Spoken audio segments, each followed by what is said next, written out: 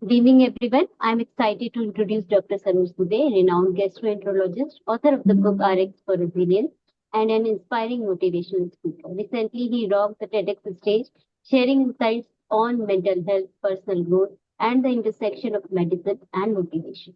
Today, Dr. Dubey is with us to present a webinar on the topic, The Gift of Presence, offering his expertise and wisdom to guide us in embracing mindfulness and resilience in our everyday life. Thank you, Dr. Dubey, for being with us. So over to you, and it's please let's start the session.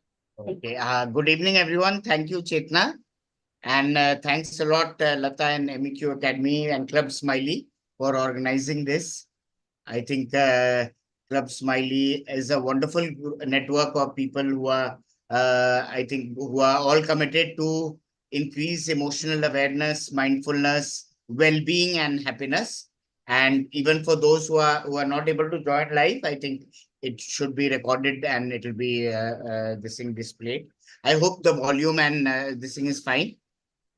Yes. If at any point of time there's some this thing, then just give me a message.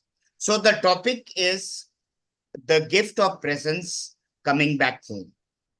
And I was just sharing with Lata and Lata and Chetna that recently I had gone to my hometown, Jamshedpur, where I was called for a meeting to give a talk to the high school students of my alma mater, Lawler School. And when I've been based in Delhi NCR for last 20 years. So as soon as I entered Jamshedpur, there was immediately a feeling of expansiveness and lightness and joy, because whenever, even if it is after years, if I go there, even during the college time when I would come back from my MBBS for holidays, just entering, when you can see from a distance, it gives that feeling of lightness and relaxation. That is what actually coming back home means. And all of you would resonate with it. And it can be anywhere. It can be coming back in the evening to your house, or it can be coming back after a holiday, or it can be going back to your home place. It gives that sense of total groundedness and relaxation. So the thing is, we are always in this hectic life, and we need some inner resource where we can always, whatever the chaos is outside, we can always come back to that place of inner resource. And that is what I'd like to be sharing. So we can all agree that what we are experiencing nowadays is a kind of a paid reality. There is pressure all the time, whether it is from on the professional or personal front. We are always supposed to be on. There is no demarcation between our personal or our professional life, and you're always supposed to be on the laptop, on the phones, and to respond. And there is a surfeit of information everywhere. You are flooded with information, so you really don't know what is actually good for you, what is good for your happiness. And there are so many distractions.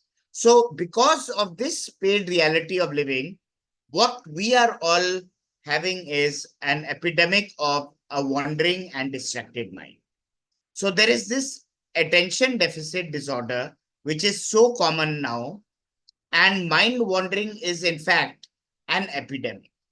There was a recent Harvard study which had shown that up to 47% of people at any point of time were suffering from a wandering mind. They were asked very simple questions: that what are you doing right now? Is your mind focused on what you're doing, and whether you are happy or unhappy? And 47% had shown that their mind was wandering. And the topic was a wandering mind is an unhappy mind. So the result of this mind wandering is for all of us to see, which is decreased efficiency, decreased wellness, loss of productivity, increased stress and anxiety, and overall unhappiness and lack of well-being. And most of this reason for anxiety and stress is our worries and thoughts about the past or the future, what has happened either in the past or what will happen in the future. And we are unable to be here right now at this moment. So this quote by Mark Twain explains it very well. And this was, almost a century ago, that I've had a lot of worries in my life, most of which never happened. So we keep on thinking and are anxious about कि ये क्या होगा, ऐसा हुआ होगा, and half the time it doesn't happen also. Something changed, or you can see me. We can't see you. Actually, we can't. We can hear you. Actually, but you can hear me. Okay, I'll continue. I'll just try. So the reason for this anxiety and stress is mostly because of our thoughts. And what we need to do, the solution is mindfulness has been found to be a very useful tool and a skill which can help us come out of this attention disorder and mind wandering. So the definition of mindfulness is being aware of the present moment as it is without any judgment. Most of the time, we feel that we are always aware, but most of the time, our mind is in the autopilot mode. Like, when you are driving a car, you can automatically, change the clutch, brake, and all steering wheel without even really being conscious of it. And that is what is happening to most of our day to day activities. Then it is about accepting the present moment without resisting it. We are often in the resistance of the present moment. We feel that the next moment carries something better or the next moment is more important. And we use this moment just as a means to an end. Eckhart Tolle puts it very beautifully in the Power of Now. We often treat this moment as an obstacle to, go to the next moment. And most of the time, our mind and body is not in harmony. We are spending a majority of our time, I would say, maybe 80% of our time in our minds, in our thoughts. We feel that it is more important to think and plan. And because of that, we are losing the wisdom which is there in our body. Our body is always in the present moment, and we need to bring our attention down from our head and thoughts to the body. And the body is actually the true home, the true source of wisdom.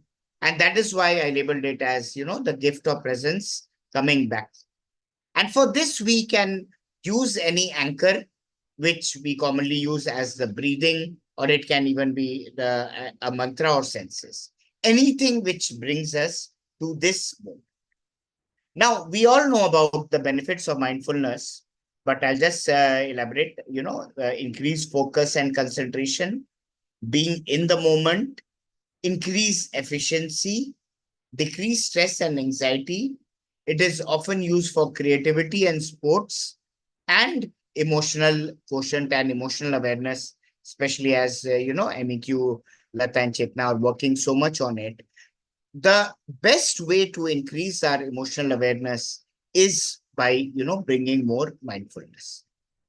And one of the biggest benefits of mindfulness, which I too have found, and I wrote about it in my book also, is the feeling of increased space. You know, like you can imagine staying in a 2 or 3 BHK apartment, and then you suddenly shift to a 4 or 5 BHK, a much larger house, and how expansive you feel. You know, the objects in the house may be the same, but there is much more space to accommodate everything.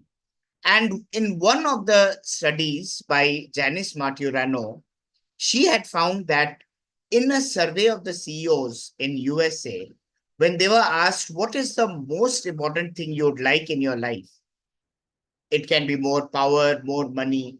Almost 80% said that they wanted more space in their lives because there are so many tasks to do that we often get overwhelmed.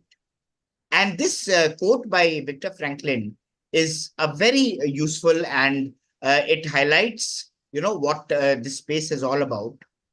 Between any stimulus and response, there is a space. In that space is that power to choose our response. And in our response lies our growth and freedom. So if someone says something, we always have that extra fraction of a space when we become more mindful to respond rather than react. And in the practice of mindfulness, we are basically just doing a kind of a body scan, bringing attention to each part. We use our breath as an anchor, our normal breathing. The best part of this mindfulness practice is it can be done anywhere at any time and it is completely secure. So if you all say we can do it for 3 or 4 minutes, just it will kind of be a experiential thing. And now the most important thing is people often say, ki, okay, when I sit, then there are so many thoughts and so many, things are coming to my mind. So again, this quotation by Suzuki, allow your thoughts to come and go, just don't serve them.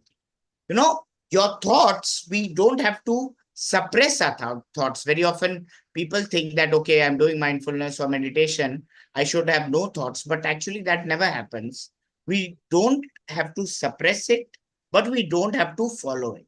So you just allow it to come. It may distract you. You come back to your breathing. Again, thoughts will come. It will distract and you come. Okay, so I'll be guiding you and we can just do it for a few minutes. So I would invite you just, to take a few seconds and relax completely wherever you are. You can close your eyes if you feel more comfortable and just take a few seconds just to acknowledge that you are sitting.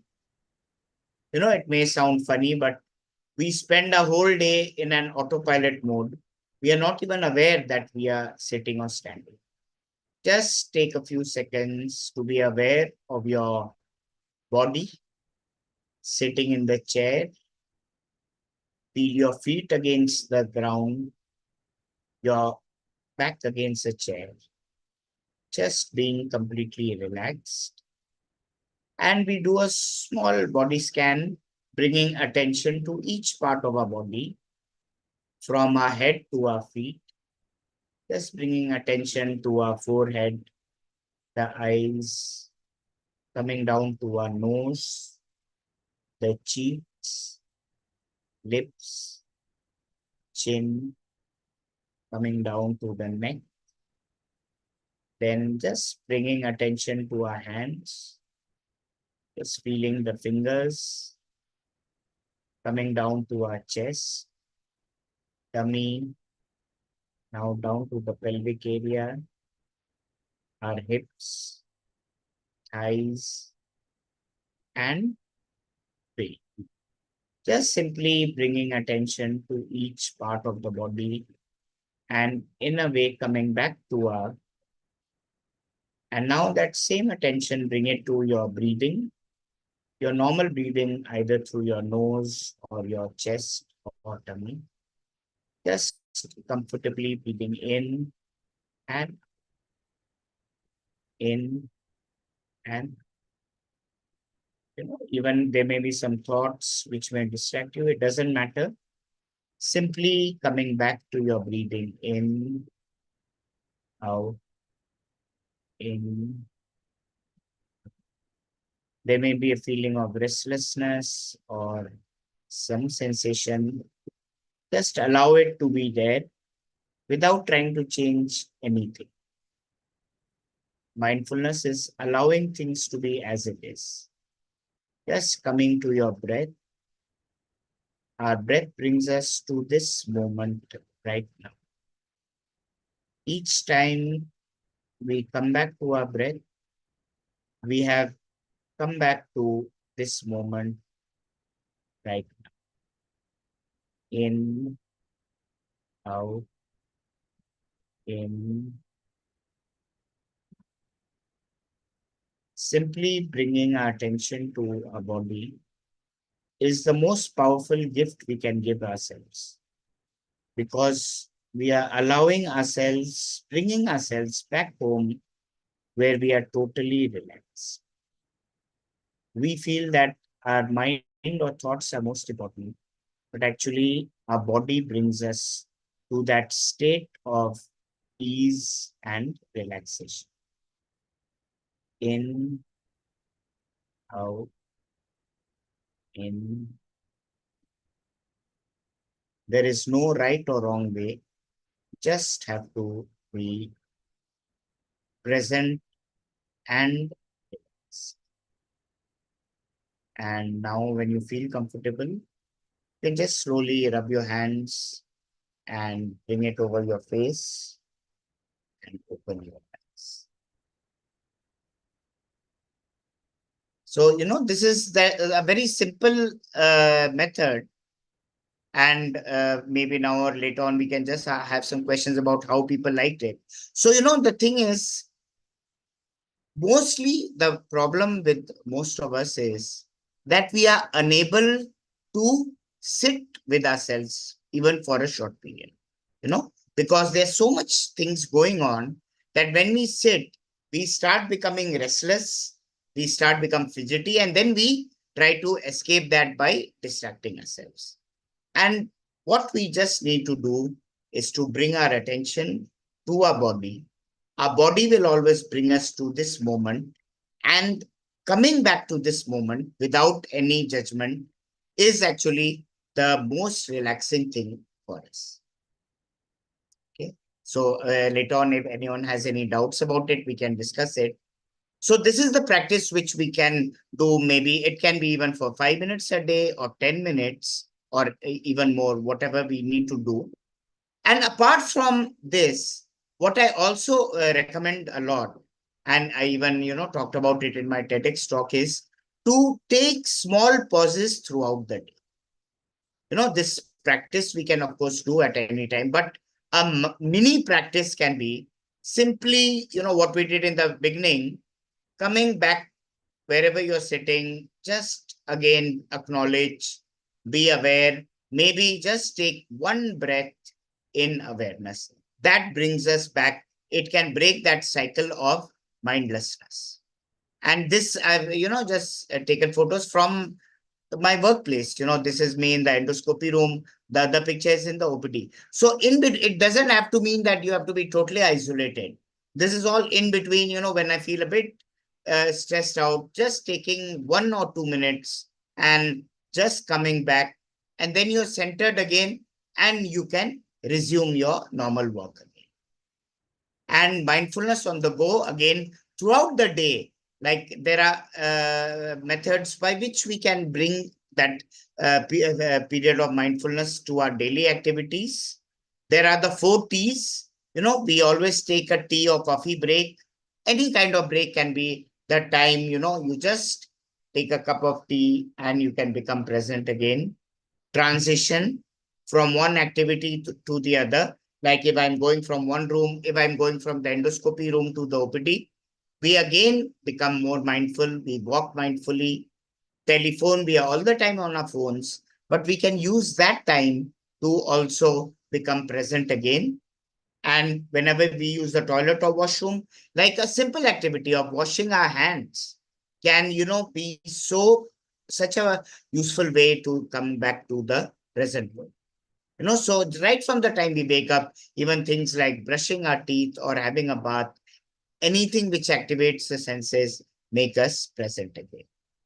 The senses, as I said, all the senses, sound, touch, taste, smell, they always are in the present moment. So, anything like you are walking around and you can just see an object or some sound, allow that to, bring you to the present moment immediately. And about our thoughts, as I discussed here, although sometime we can have a whole chapter on thoughts and emotions, a whole session, the main thing is that we need to realize that we are not our thoughts. We get so identified and caught up with our thoughts. उसने क्या बोला, क्या किया, कैसे बोला, हमेशा वही बोलते हैं. And, we identify it. So actually, there is a gap between us and our thoughts. We can observe our thoughts. And when we observe it, we get that space which I talked about, where we can respond rather than react. And when we become more mindful, there are few things which emerge naturally. Like for example, awe. When I talk about, if I, mention awe, immediately we think about the Taj Mahal or Niagara or some exotic place. But actually, awe is all around us. When we become a little more present, mindful, still, we can see awe in maybe, just the pattern of clouds in the sky or just across your room in whichever surroundings you are. And we can transform normal moments to moments of awe and wonder. And we can list three awe moments in a day. If suppose, if I were to list, it can be anything, maybe just when I was someone maybe giving a good compliment, or just the sunrise or sunset, anything. So we just have to be a little more present, notice things more.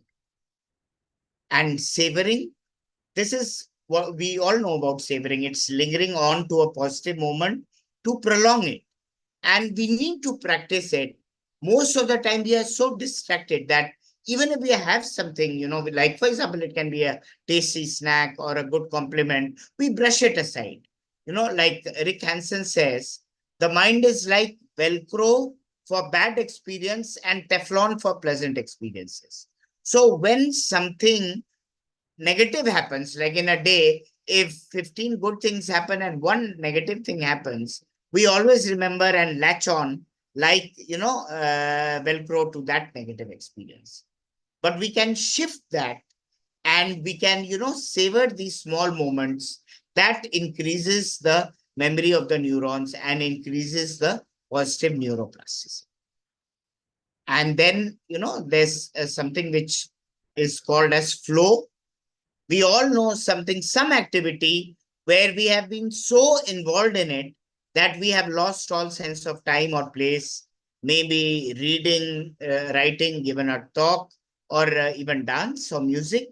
And that the term is flow, given by Mihaly Csikszentmihalyi. And, we often associate flow with sportsmen or musicians, like if we remember Yuvraj Singh six sixes. So, but the thing is that we all experience.